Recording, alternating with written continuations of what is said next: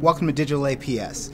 Today's episode brings us to Abingdon Elementary School. We'll be visiting David McDavid's architecture class. Now, architecture falls into a category of education called STEM. That's right, Daryl. And today we'll be looking at the integration of technology, art, music, and social studies. Your buttress should be fairly small compared to the footprint of your cathedral. Go out into the air using a red line will show that we are even with the ground. Typically in my architecture class, we've always been focused on the creation of three-dimensional models and real-world products. The idea to go to a technological route came from the desire to create more vocational experiences for children and kind of recreate what actual architects are doing in the field. So we use the Google SketchUp program, which is what architects actually use for conceptual modeling, to make a 3D computer model instead of a 3D physical model. And this is a way to use technology in a very serious and vocational way instead of as a novelty or a game like sometimes technology is used. So I'm making a cathedral and I'm trying to narrow down a few sides. Helps with our geometry because there are shapes all around and you can use different tools to make different shapes. Also helps with history because different buildings have different historical markings and features.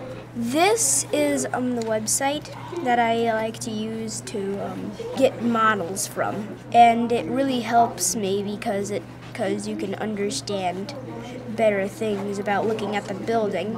Sometimes building the models are pretty easy, like adding rectangles, arcs, and shapes, but some of them are hard, like adding Gothic spires, like triangles, because it takes a lot of work to make a single arch. It might seem boring, but after a few weeks of work, you might find yourself building a whole thing that you will be proud of. The kids are each individually creating a project, so they're all 100% on task. There's no one using the anonymity of group work to let other people do the work for them. They're very engaged. Kids find computers and technology very engaging, and it's like how their brains are structured nowadays. And it gives them, I think, skills that they're going to be able to use going forth into the future. Well, I'm trying to make it symmetrical so it has perfect balance on both sides, so I can cut it directly through and it'll fold. Well, it teaches us measurements and different types of buildings, so I was thinking that when I get older, I want to help build schools and build factories maybe. Students still collaborate, but they're creating individual products, buildings, so that they can each have the experience of all the scale modeling and all the ideas, but they still bounce ideas off of each other. And then this culminates in sharing of presentations where they must justify their choices just like you would in an actual firm.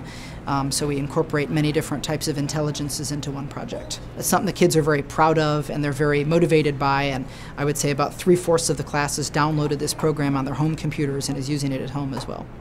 Okay, quietly to your seats, see if we can make buttresses and windows. I got the feeling today that we were watching the next generation of architects right here in Arlington Public Schools. It was so incredible to watch students imagine something and then bring it to life using the computer. Absolutely. Today's lesson as part of the unit on architecture allowed students to really extend and expand their background knowledge. By using Google SketchUp, students really had the opportunity to personalize their learning and to design models that employed both critical and creative thinking. I'd say we have some great architects in the making. Absolutely. We want to thank you so much for joining us for this episode of Digital APS. Remember, we'd love to hear from you on Twitter and also by email. So for everyone here at Digital APS, we'll see you next time.